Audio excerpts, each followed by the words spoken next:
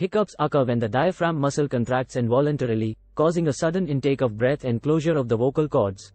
Hiccups can be caused by a variety of factors, including eating too quickly, consuming carbonated beverages, or swallowing air. They can also be a side effect of certain medications or medical conditions, such as acid reflux, nerve damage, or a stroke. There are several home remedies to stop hiccups, including holding your breath or drinking water.